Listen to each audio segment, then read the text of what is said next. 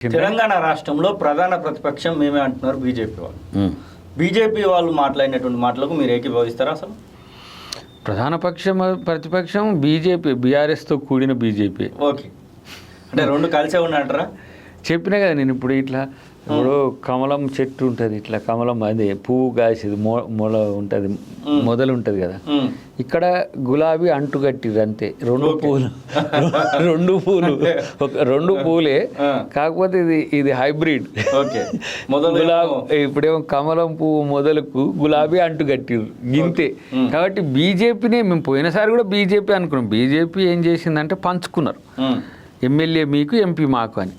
కరెక్టే, ఓడిపోయినా కూడా ఎమ్మెల్యేలు వాళ్ళకి 39 వచ్చినాయి, వీళ్ళకి 8 వచ్చినాయి. ఎంపీలలో వాళ్ళకి 0 వచ్చినాయి, 8 వచ్చినాయి. వీళ్ళే గుంజుకున్నారు. According to rule of law వాళ్ళు ధర్మయుద్ధం చేసినట్టే ఇద్దరు. ఎందుకంటే బీజేపీకి 8 ఎమ్మెల్యేలు వచ్చేది కూడా మేమే అంటున్నారు.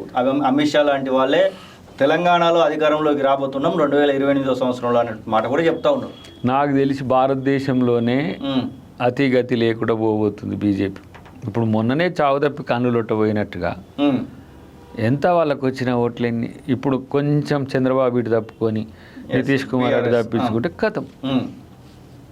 కాబట్టి బీజేపీ వేగవంతంగా పడిపోతున్న పార్టీ ఈ దేశంలో. కాబట్టి ఇంకా ఈడ పార్టీ అధికారము అని ఆ పగటి కళలు కన్నా చీకటి కళలు కన్నా ఏ కళ కన్నా అది కలగానే మిలిగిపోయే అవకాశం ఉంటుంది. ఇంకోటి ఏంటంటే ఇక్కడ బీజేపీ బీఆర్ఎస్ కలిసి ఏదో ప్రయత్నం చేయాలనే ఒక ఆలోచన భవిష్యత్తులో ఉంటుందని ఒక అంచనా ఉంది.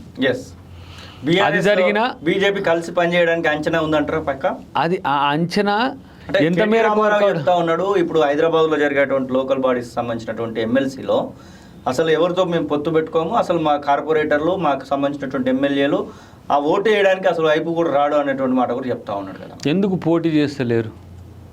మాకు సంఖ్యాబలం లేదు కాబట్టి పోటీలో లేమంటా ఉన్నారు. మరి మేమైతే పోటీ చేయాలన్నా? మీరు చేయట్లేదు.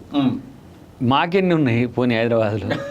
మీకున్నటువంటి 6-7 బీజేపీ ఆయన ఏమంటాడు, నేను గెలుస్తా అంటున్నారు. కాంగ్రెస్ ఎంఐఎం కలిసి చేస్తుర్రు, వాళ్ళు ఒకటైనరు, కాంగ్రెస్ ఎందుకు అని అంటది. అరే బీఆర్ఎస్ ఎందుకు చేస్తలేదని ఎందుకు అడిగారు? అన్ని సీట్లు ఉన్నాయి కదా వాళ్ళకి. ఎన్ని ఉన్నాయి? దాదాపు 40 పైచీలకే ఉన్నాయి కదా వాళ్ళకు. సరే ఇప్పుడు కొన్ని 35, 34 సంథింగ్ అట్లా వచ్చి ఉంటాయి. ఈ కౌంట్ రియల్గా తెలియదు. కానీ నేనేమంటున్నంటే మొన్న బీఆర్ఎస్ ఎందుకు పోటీ చేయలేదు ఎమ్మెల్సీల్లో 3 మీకోసమే. వాళ్ళు తగ్గి మిమ్మల్ని పెంచుతుండ్రు. మామూలుగా మన ఊర్లలో గోడ పెద్దగా ఉంటే ఏం చేస్తారు, ఒకడు వంగుతాడు, దాని మీద ఎక్కి మీద ఎక్కి అట్లా. ఇప్పుడు బీజేపీ బీఆర్ఎస్ని లొంగ తీసుకుంది, వంగబెట్టింది. రేపు అవసరం వచ్చినప్పుడు బీజేపీ వంగుతుంది, లొంగుతుంది వాళ్ళ కోసం. ఎందుకంటే వాళ్ళిద్దరు ఒకతాను ముక్కలే, 2 పువ్వులే. ఆ పువ్వు అంటగట్టే శాస్త్రం చెప్పిన కదా, సైంటిఫిక్గా ఒక సైన్స్ స్టూడెంట్ చెప్పిందని నీకు చెప్పిన పేరుకు బయటికి వాళ్ళు కనపడుతారు. మళ్ళీ మాటి కాంగ్రెస్తో అంటగడుతుంటారు వీళ్ళని. చేతికి గులాబీ మొలిసినట్టు, వీళ్ళేమో చేతికి కమలం మొలిసినట్టు. కానీ కాంగ్రెస్ అనేది ఉంటుంది. రేపు ఈరోజు 99-100 సీట్లు వస్తేనే కాంగ్రెస్ ని చూసి మోడీ భయపడే కాడికి వచ్చింది. ఆయన 230 పైచీలకు సీట్లు ఉన్నాయి వాళ్ళకు మాకు ఇంకా 130 టెక్నికల్గా తేడా ఉన్నది.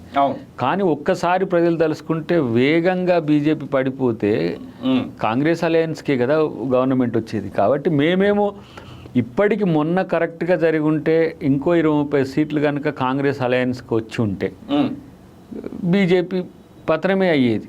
అది జరగలే. విదేశాల్లో ఉన్నత విద్యను చదువుకోవాలని అనుకుంటున్నారా? అయితే వెంటనే ఫ్లైగ్రాడ్ ఓవర్సీస్ ఎడ్యుకేషన్ కన్సల్టెన్సీని సంప్రదించండి.